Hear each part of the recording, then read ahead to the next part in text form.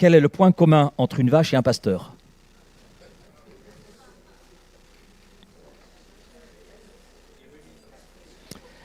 Oui, effectivement.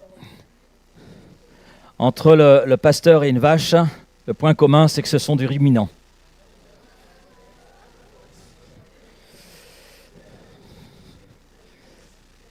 Mais à vrai dire, chaque chrétien doit être un ruminant. Ruminer la parole. Amen.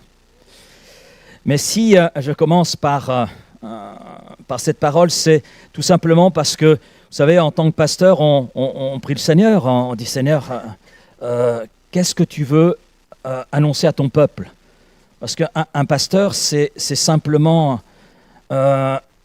quelqu'un qui parle de la part de Dieu. Et parler de la part de Dieu, c'est pas évident. C'est pas évident. Vous savez que c'est pas évident parce que ne serait-ce que donner votre témoignage à un inconnu, est-ce que c'est facile?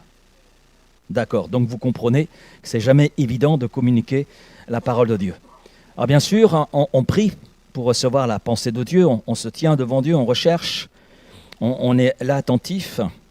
Et puis il y a une pensée qui est venue, qui s'est imposée à mon cœur lors d'un moment de prière en ce lieu. Et je voudrais partager avec vous, on va voir une première partie aujourd'hui, une deuxième partie dimanche prochain. Et j'aimerais vous poser une question simple, et cette question, je me la suis posée, mais je me la pose encore. Une question toute simple, mais qui me semble importante, pour ne pas dire essentielle. Quelle mentalité t'anime? Quelle mentalité t'anime? Non pas qu'est-ce que tu fais, non pas qu'est-ce que tu possèdes, non pas qu'est-ce que tu montres, mais quelle mentalité t'anime, quelle mentalité m'anime. C'est-à-dire, qu'est-ce qui te pousse? Qu'est-ce qui te pousse? Qu'est-ce qui te motive? Qu'est-ce qui dirige tes choix? Qu'est-ce qui dirige tes décisions? Ta façon de voir Dieu, de voir les autres et de voir toi-même. De te voir toi-même. Quand on parle de la mentalité, c'est la façon dont une personne ou un groupe de personnes pense, réagit, voit le monde, voit l'Église, pour parler du peuple de Dieu, se voit. Et finalement, la mentalité, ça regroupe les idées, ça regroupe les habitudes, ça regroupe les valeurs, ça regroupe les attitudes que l'on adopte là au quotidien. Ça englobe tout cela. Quand je parle de mentalité et la façon dont l'Écriture nous en parle, ça englobe tous ces aspects. Et vous avez ce texte sous les yeux, vous pourrez le reprendre dans tout son contexte, Proverbe 23, verset 7. Car il est l'homme, comme les pensées de son âme. Ce que tu penses, ta mentalité te définit. Car l'homme, est comme les pensées de son âme. Une autre traduction dit ceci, « Tel un homme pense dans son cœur, tel il est. » Regardez votre voisin et lui dites, « Qu'est-ce que tu penses dans ton cœur ?» Non, ne lui posez pas cette question, vous allez le mettre mal à l'aise.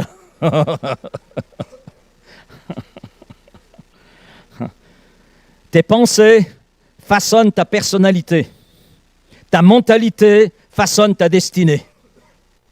Et la question n'est donc pas « ai-je une mentalité ?» parce que nous en avons tous une. Tous une. La vraie question est « est-ce la bonne ?» Est-ce la mentalité? Est-ce ce qui m'anime, ce qui me motive? Les pensées, les valeurs qui sont les miennes? Est-ce que tout cela est en accord avec Dieu? C'est ça la question en fait. Il ne s'agit pas de savoir si on a une mentalité, mais savoir si on est en accord, si on est dans cet alignement de Dieu, de la volonté de Dieu. Est-ce que cette mentalité qui m'anime est-elle de Dieu? Est-elle celle qui mène à la vie? Ou au contraire, celle qui me bloque, celle qui me limite, celle qui m'enferme dans une prison qui est invisible mais qui est réelle et qui m'empêche d'avancer, voire même qui me détruit? Nous allons explorer ensemble trois axes essentiels. La mentalité détermine la direction de ta vie. La mentalité du royaume, ce que Dieu veut déposer en toi, en moi, en nous, en chacun d'entre nous.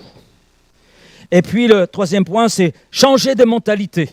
C'est-à-dire la transformation que Dieu attend et que Dieu veut produire en chacun d'entre nous. Alors bien sûr, ça fait beaucoup. Ça fait beaucoup. Donc on va voir juste le premier point ce matin. La mentalité détermine la direction de ta vie. Vous savez, notre mentalité parle plus fort que nos paroles. Ta mentalité parle plus fort que tes paroles. Parce que la mentalité n'est pas seulement ce que l'on pense intérieurement. C'est vrai, c'est une force intérieure, mais cette force intérieure motive tes paroles, se traduit extérieurement par des attitudes, par des paroles, par des choix, par des réactions. Ça influe même notre atmosphère. Quelqu'un disait atmosphère, atmosphère. On peut prononcer des mots agréables. On peut même montrer un comportement maîtrisé. Mais simplement pour un temps. Parce qu'à un moment donné, ce qui habite réellement notre cœur va finir par transparaître extérieurement et naturellement. Ça va se voir. Je me souviens lorsque nous sommes arrivés, nous étions 17 en première année à l'école biblique. Et je me souviens de nos directeurs de l'époque, qui avaient Kenneth Ware et Guy Lefilâtre. Et tous les deux nous ont pris et puis nous ont dit la première semaine, entre vous, ça va bien aller. La deuxième semaine, vous allez apprendre à vous découvrir. La troisième semaine, vous allez découvrir vos défauts et le besoin de changement. Et c'est vrai quand on vit en communauté. Je suis persuadé que si nous devions vivre 24 heures sur 24 les uns et les autres, tout gentils que nous sommes, il y aurait des explosions. Parce que notre véritable mentalité, notre nature, quelque part, apparaîtrait de façon évidente à un moment donné. Même si on commencerait par... À un moment donné... Ouais. Voilà. Ce qui habite réellement notre cœur finit toujours par s'extérioriser à un moment donné. Et ça, c'est naturel. Et c'est Jésus lui-même qui nous le dit. C'est de l'abondance du cœur que la bouche parle. La bouche parle. Je peux avoir une attitude, mais à un moment donné, ce que je suis réellement va apparaître. La mentalité qui m'anime va réellement apparaître. Ce qui me motive, mes valeurs, tout cela va apparaître. Autrement dit, si je tiens compte de ce que Jésus dit, notre cœur est un réservoir. C'est un réservoir. Ce que tu déposes dans ton cœur, peur, conviction, espoir, blessure, confiance, tout cela va déterminer ce qui va en sortir. Ce qui va sortir à un moment donné de ce réservoir. Parce qu'il faut que ça sorte. C'est de l'abondance du cœur que la bouche parle. Et que nous agissons, réagissons. Tes paroles sont aussi les fruits de tes pensées profondes. Elles révèlent en fait ce que tu nourris. Ce que tu nourris. Ce que tu nourris dans ton cœur, ce que tu nourris en secret. Puis ta mentalité, en général, ça produit un style de vie. Elle ne reste jamais invisible. Elle finit par s'exprimer dans tes décisions, ta manière de voir les autres, ta façon de gérer les conflits ou les défis qui se présentent devant toi. Si ton cœur est rempli de peur, je vais prendre quelques exemples, si ton cœur est rempli de peur, alors tu vas t'exprimer avec hésitation, doute, méfiance, voire même avec le silence. Parce que le silence est une expression. Si ton cœur est rempli de foi, tu parleras avec assurance, tu parleras avec courage, avec vision. Amen. Si ton cœur contient de la colère, la réaction sera naturellement assez brutale. Mais si ton cœur est rempli d'espoir, tu vas porter une paix qui va se ressentir. Ceux qui t'entourent vont ressentir cette paix. Il va y avoir un rayonnement. Finalement, ce que la mentalité qui est la nôtre a une influence. Nos paroles, nos comportements, notre attitude. Alors, ce que cela signifie sur le plan de la mentalité, je dirais que la mentalité est comme un objectif à travers lequel tu regardes la vie. Un objectif, c'est-à-dire des lunettes, une longue vue. Ce que tu vois, ce que tu comprends, détermine ce que tu dis, détermine ce que tu fais. Ça te façonne, ça te façonne. Par exemple, une mentalité blessée produit des relations instables, inconfortables. Une mentalité positive apporte un réconfort, une certaine stabilité. Une mentalité fondée sur la peur va limiter les possibilités. Va regarder en premier tout ce qui est impossible. Et puis une mentalité nourrie de foi, eh bien, va ouvrir des portes. Oh, des portes. Ce qui veut dire que changer nos paroles sans changer notre mentalité, ça ne dure jamais longtemps. C'est comme les promesses du 1er janvier qui, le 3 janvier, sont déjà oubliées. Mais lorsque le cœur est transformé, lorsque notre mentalité est transformée, lorsque notre mentalité est alignée sur Dieu, oui, alors les paroles, les actions, ça suit naturellement. Et trop souvent, on veut changer l'extérieur, mais c'est l'intérieur qui a besoin d'être transformé. C'est l'intérieur qui a besoin d'être changé. Notre intérieur. Mon deuxième point, c'est que la mentalité fait la différence entre deux personnes dans une même situation. Si ta mentalité est le reflet de ton cœur, et ce reflet finit toujours par se manifester, la mentalité fait la différence entre deux personnes. Je vais prendre un exemple que nous connaissons, c'est dans Nombre 13, l'histoire des 12 espions dans Nombre 13. Ça illustre parfaitement cette réalité. La réalité extérieure n'est jamais plus puissante que la mentalité intérieure. Ces 12 espions, quand on lit ce chapitre, ils ont vu la même terre. D'accord ? La même terre. Ils ont exploré Canaan. Ils étaient ensemble. Ils ont vu les mêmes géants. Oui, parce qu'il y avait des géants. Ils ont vu les mêmes murailles de Jéricho. Ils ont vu tout cela. Et ils ont vu le même potentiel. La preuve, ils ont porté des grappes, ils ont porté des fruits que j'aurais bien voulu goûter. Parce que ceux-là, ils étaient goûtables. Non ? Quand je vois qu'ils étaient deux pour porter une grappe, je me dis « Waouh !» Là, j'ouvre un vignoble. Donc, ils ont vu la même chose, ils ont été placés devant les mêmes évidences, et pourtant, leurs conclusions, on s'aperçoit, sont diamétralement opposées, très opposées.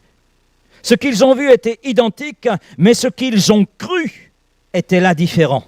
Les 10 espions ont une mentalité de défaite. Ils reconnaissent que la terre est bonne, c'est ce qui est terrible d'ailleurs. Ils reconnaissent que c'est beau, c'est bon. Et ils constatent les géants, ils constatent les obstacles. Mais leur mentalité, dominée par la peur, transforme ces obstacles en impossibilités. Qui, impossibilité, les conduit dans l'incrédulité. Et ils disent, nous ne pouvons pas monter, ils sont plus forts que nous. Leur regard n'était pas basé sur les promesses de Dieu, mais sur leurs propres limites. Leurs propres limites. Le danger extérieur a réveillé une peur intérieure déjà présente en eux qui les caractérisait. Ça a mis en évidence la mentalité qui était la leur. Et puis on a Josué et Caleb. Eux aussi, ils ont vu les géants, comme les autres.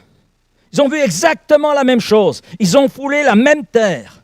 Et eux constatent, oui, que la difficulté est réelle. Mais leur mentalité qui est nourrie par la promesse de Dieu, par cette confiance qu'ils ont en Dieu, eh bien ils disent, nous monterons et nous posséderons le pays.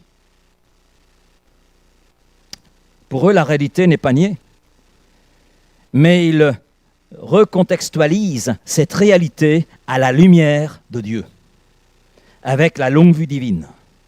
Ils ne regardent pas ce qui est devant eux sans tenir compte de celui qui marche avec eux. Avec eux. Avec eux.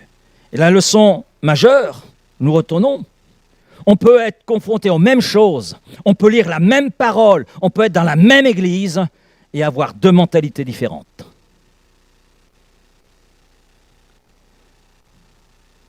Et la différence ne se trouve pas dans les circonstances. Parce que ces hommes sont placés dans les mêmes circonstances. Ce n'est pas une question de ressources non plus, ce n'est pas une question de force physique, ce n'est pas une question non plus d'intelligence. Tout se trouve dans la posture intérieure. qu'ils ont adoptées. Et tout se trouve à notre niveau dans la posture intérieure que nous adoptons.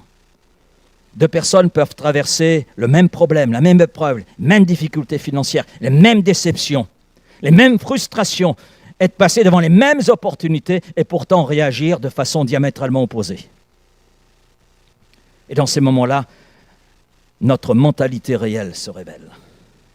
Et pourquoi ? Parce que justement, la mentalité agit comme une lentille de contact. Elle ne change pas ce que tu vois, mais elle change comment tu le vois. Et ce que tu crois possible ou impossible. Peur ou foi, ce qui domine en toi détermine finalement ce que tu déclares possible. Et souvent la peur, si je tiens compte de ces 10 espions, exagère les obstacles. Et puis minimise les capacités. Alors que la foi ne nie pas les obstacles, mais elle maximise la perspective divine. Amen. Amen.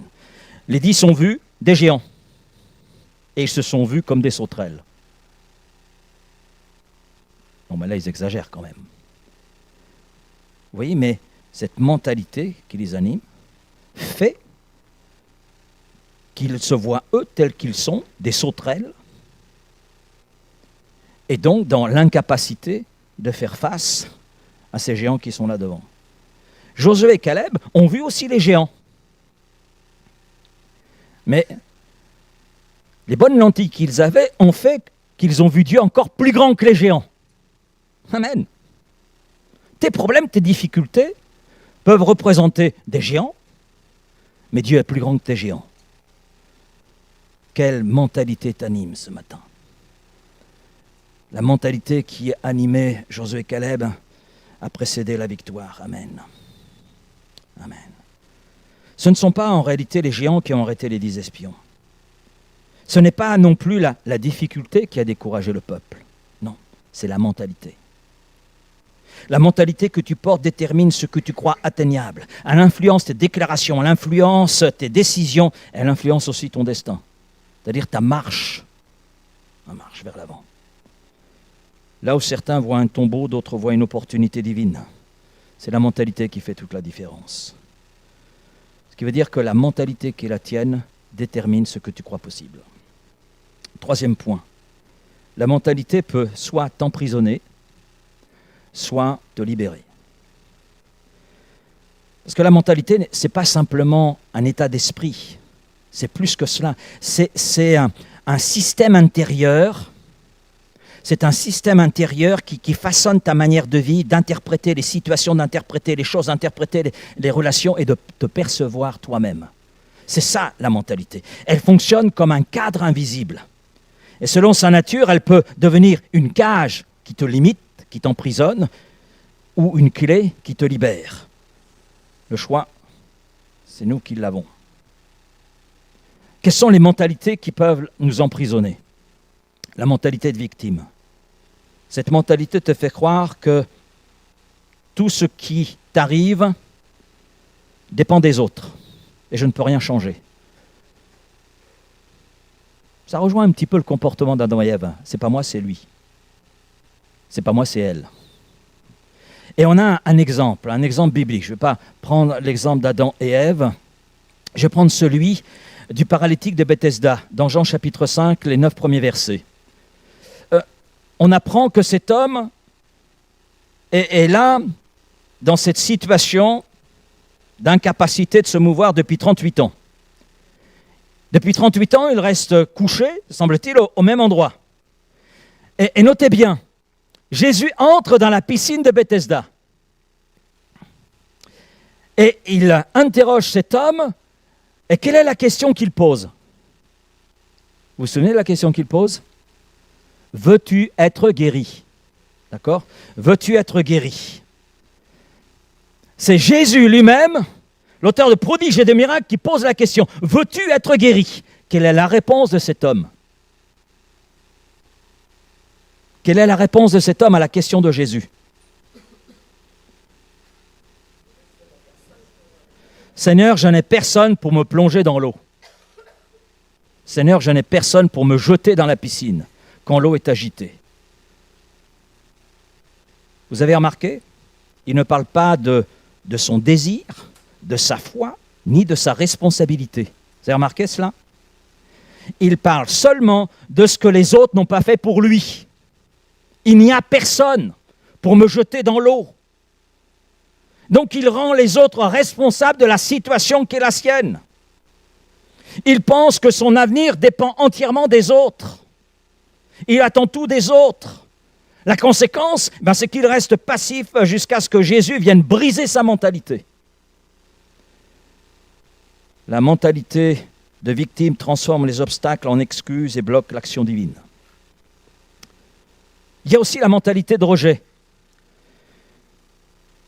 Je ne suis pas assez, je ne mérite pas, je ne vaux rien. Vous connaissez ça? Et on a un exemple biblique. Un exemple biblique que vous appréciez, vous le connaissez. Si je vous dis Juge chapitre 6, Gédéon, tout à fait, Gédéon. Quand Dieu l'appelle, et notez bien ce que Dieu dit à Gédéon, vaillant héros.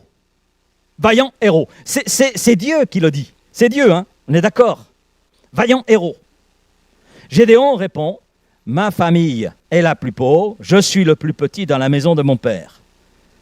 Gédéon se voit inférieur, incapable et indigne. Le problème, c'est que sa vision de lui-même est plus forte que la vision de Dieu. Alors Dieu lui dit, vaillant héros, et il répond, je suis le plus petit, la plus famille. En plus, Dieu dit, l'Éternel est avec toi, vaillant héros.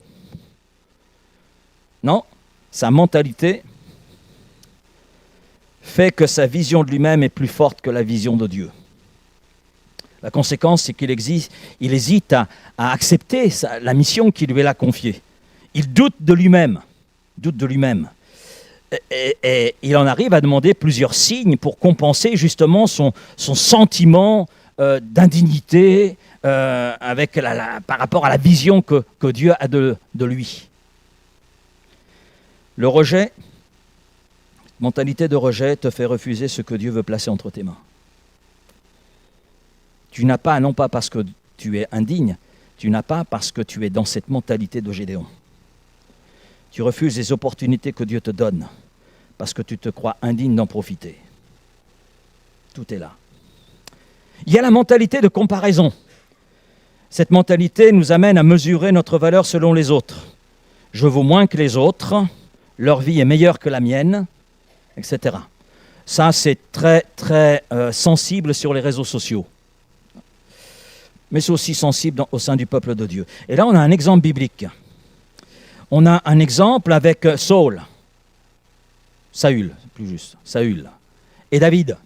Quand les femmes chantent, Saül a frappé ses 1000, David ses 10 000, la première réaction de Saül, c'est de se comparer instantanément à David, et il en devient jaloux. Le problème, c'est que de Saül, c'est qu'il mesure sa valeur selon la performance d'un autre. Mais l'autre n'est pas lui, et lui n'est pas l'autre. Toi, t'es toi, et moi, je suis moi. Mais toi, tu ne seras pas moi, et moi, je ne serai pas toi. Et la conséquence, c'est que Saül perd sa paix, il perd son discernement, il perd son appel, et il se met à poursuivre David au lieu de régner avec sagesse. Et il persiste, j'allais dire, et signe, et il finit lamentablement. La comparaison transforme la bénédiction en frustration et même en destruction intérieure, si je considère cet exemple de Saül. Il y a la mentalité religieuse. Elle te fait croire que la bénédiction de Dieu dépend de tes performances. Dieu m'aime simplement si je fais assez. Je dois mériter sa faveur. Vous allez me dire, mais non, on n'a pas ça au sein du peuple de Dieu. Taratata.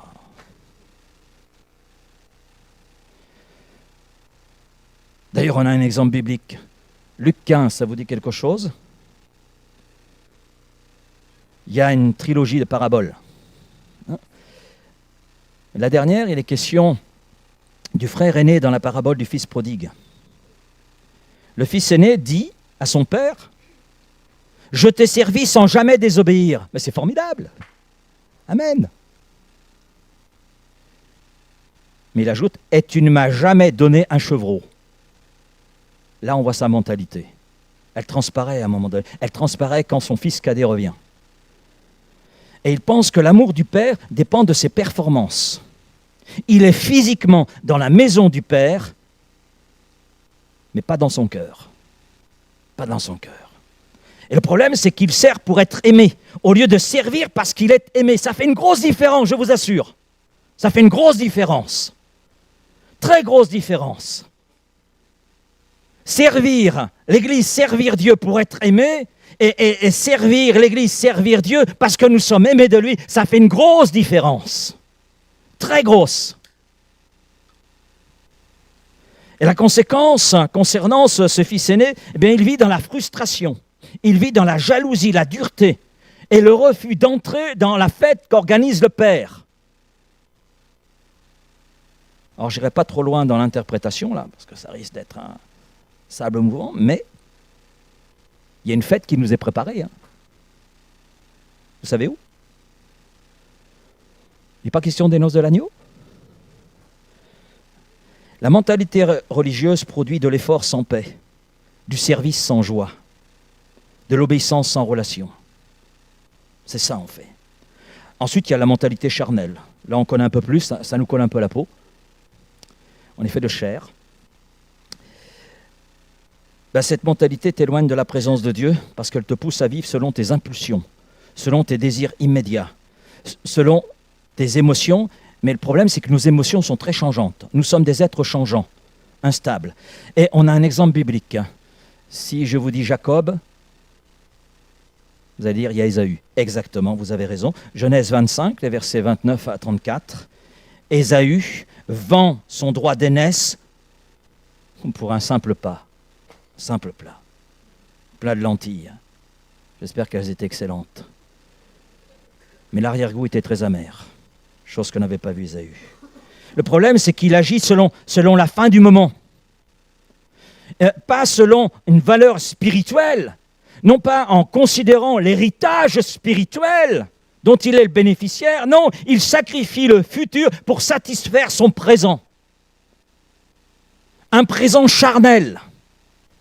Il sacrifie tout un avenir, tout cela pour satisfaire une faim, une frustration. La conséquence, il perd la bénédiction spirituelle qui est destinée à s'aligner. Il perd sa sensibilité spirituelle. Il se relie non pas à Dieu, mais à lui-même. À lui-même. Voilà la mentalité qui était la sienne. La mentalité charnelle échange toujours le long terme avec le court terme. Et ça nous éloigne de Dieu. Finalement, chaque mentalité, quand on regarde, c'est plus qu'un état d'esprit. Hein. C'est une position, un positionnement intérieur qui influence les décisions, les réactions et notre présent comme notre avenir. Celui qui a cette mentalité de victime va rester immobile. Celui qui a la mentalité de rejeter va se dévaloriser. Celui qui a la mentalité de comparaison va se vivre dans la frustration. Celui qui a cette mentalité de religieux va s'épuiser. Et puis celui qui a cette mentalité charnelle va s'égarer. Mais la bonne nouvelle, amen. La bonne nouvelle, c'est que Dieu change les mentalités. Mais il change les mentalités avant de changer les situations. Nous voulons qu'il change nos situations. Mais Dieu dit, avant de changer les situations, c'est toi que je veux changer. C'est toi, Laurent, que je veux changer avant de changer les situations dans lesquelles tu te trouves. On arrive à cette mentalité qui libère, cette mentalité qui est comme une clé. C'est la mentalité de foi, qui ne nie pas les réalités d'ailleurs, mais elle voit la réalité avec Dieu dedans. Avec Dieu dedans, dans cette réalité. Et je peux citer des exemples de personnes qui ont vécu exactement cela. Abraham a cette foi qui voit plus loin que les circonstances. Genèse 12, Genèse 15, Genèse 17, Genèse 22. Dieu lui promet une descendance alors que Abraham n'est plus un jeune homme. Et Sarah n'est plus une jeune fille. Il promet une descendance alors qu'il est âgé et sans enfant. Humainement parlant, c'est impossible. Mais Abraham choisit de croire la parole de Dieu plutôt que la logique humaine. Il met Dieu dans sa réalité. Il place Dieu dans sa réalité. Et dans Genèse 15:6, il nous est dit, Abraham crut en Dieu. Il crut en l'Éternel. Il crut en celui qui est le Tout-Puissant. Il a placé sa confiance en lui. Et cela illustre très bien la mentalité de foi. Abraham ne nie pas le fait qu'il est âgé. Il ne nie pas le fait que Sarah a un peu flétri. Mais lui aussi. Bon. Mais il croit que dans cette réalité, Dieu est aussi présent. Et Dieu peut faire naître une promesse dans un désert humain, dans des impossibilités humaines. Et cette foi l'a porté. Cette foi l'a libéré du doute. Et cette foi a ouvert une destinée éternelle parce qu'il y a une descendance. Amen. Amen. La foi lui a permis de voir ce que Dieu pouvait faire à travers lui, pas par ce qui était naturellement. Il a amené Dieu dans sa réalité. Et il a inclus Dieu dans sa réalité. Puisses-tu inclure Dieu dans ta réalité. On a David. Bon, là, l'histoire, on la connaît par cœur. Je prends un épisode. David devant Goliath. Eh oui. Là, c'est la foi qui ouvre des portes que la peur a fermées. En Samuel 17, toute l'armée voit un géant. On est d'accord? Toute l'armée. D'ailleurs, il se cache. Le roi Saül, qui domine tout le monde d'une tête, est le premier à se cacher. Alors qu'il aurait été le premier à aller sur le champ de bataille.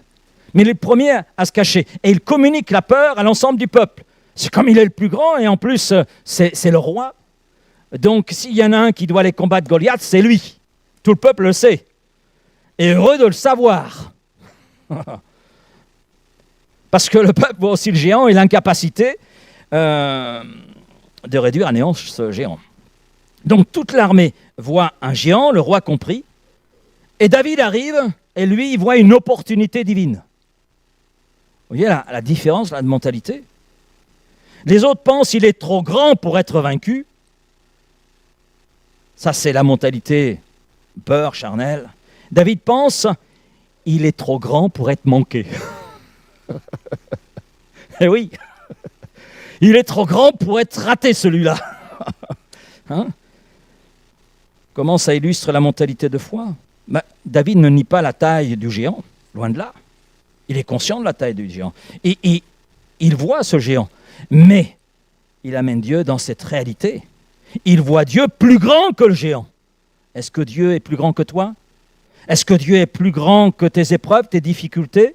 Est-ce que Dieu est plus grand que les circonstances dans lesquelles tu te trouves? As-tu placé Dieu dans ta réalité? Et la foi, bien sûr, on est d'accord, hein, la foi n'a pas changé la taille du géant. Ça n'a pas changé la taille de Goliath, mais elle a changé la perspective de celui qui se trouve devant Goliath. Elle a changé la perspective, la vision de David. J'aurais pu poursuivre, j'aurais pu reprendre l'exemple de Josué et Caleb. La foi te fait tenir debout alors que tout le monde s'effondre. C'est ça, le témoignage de Josué et Caleb. J'aurais pu aussi prendre le témoignage de Pierre qui a marché sur l'eau. Bien souvent, quand on regarde cette histoire, on s'arrête sur le fait qu'il a douté parce qu'il a vu les éléments et il a coulé. Non mais, derrière Jésus, c'est le seul à avoir marché sur l'eau. Hein. C'est le seul. C'est le seul. C'est le seul qui a enjambé la barque et qui est allé vers Jésus. C'est le seul. Lequel d'entre nous l'a fait? Pas moi. Avec la foi, tu marcheras là où d'autres pensent qu'on ne peut que couler. C'est le témoignage que nous laisse Pierre. Donc la mentalité de foi ne change pas ce que tu es, mais elle révèle ce que Dieu peut faire à travers toi, en toi et avec toi. La mentalité de foi te relie à une réalité plus grande que ta propre réalité, la perspective de Dieu. Elle te transforme intérieurement. Elle te porte quand les forces humaines ne suffisent plus. Et il y a bien des situations qui font apparaître les faiblesses de nos forces, que nous sommes bien petits, non? On se croit fort. Si tu crois être fort, attention que celui qui est debout ne prenne garde de tomber. Cette mentalité de foi, elle te libère. Elle te libère de ces mensonges que j'ai cités et qui t'enchaînent. Des mensonges. T'enferment dans une prison invisible mais bien réelle. Cette mentalité de foi, elle trouve des portes que la peur gardait fermées. Cette mentalité de foi, elle éclaire ce qui semble sombre. Sombre en toi, sombre autour de toi. Cette mentalité de foi, eh bien, elle te redresse là où tu te sentais écrasé. Cette mentalité de foi, elle t'aligne avec les promesses de Dieu au lieu de te bloquer dans tes blessures. Amen. La mentalité, ça fonctionne exactement comme une paire de lunettes. Vous savez qu'avec les bonnes lunettes, les couleurs sont vraies. Vous le saviez ça? Vous qui portez des lunettes. Hein? Et puis avec les bonnes lunettes, les choses sont nettes. Sont nettes. Moi, pour que ce soit net, quand je regarde de près, j'ai besoin de mes lunettes. Hein? Maintenant, je n'ai pas besoin des lunettes pour voir de clair au fond de la salle. Mais c'est mieux de voir, parce que si je mets les lunettes comme cela, oh là, c'est flou. Les couleurs se mélangent. Donc, cette mentalité, la mentalité, c'est avoir les bonnes lunettes, où les couleurs sont vraies, où les choses plus nettes, où la direction plus évidente. Mais quand on a les mauvaises lunettes, tout semble confus, tout semble flou, tout semble déformé. Ce n'est pas le monde qui change, en réalité. C'est le filtre à travers lequel tu te regardes, tu regardes le monde et tu regardes Dieu. La mentalité, c'est ça. Change ta mentalité et ta vie commencera à changer. Ta perspective changera. Ton regard changera. Tes décisions changeront. La mentalité, c'est un choix intérieur qui a des conséquences extérieures. Je conclurai ce matin en disant « Ce que tu portes en toi détermine ce que tu peux porter dans ta vie. » Quelle mentalité, je reviens à cette question, quelle mentalité t'anime? Porter une mentalité de foi, d'espérance et de confiance te permet de traverser les épreuves sans être écrasé, quelles que soient les épreuves. Ce que tu nourris dans ton cœur finit par devenir ce que tu peux accomplir, ce que tu accompliras parce que Dieu est dans ta réalité. Amen. Amen. Finalement, change ta paire de lunettes et tu verras mieux.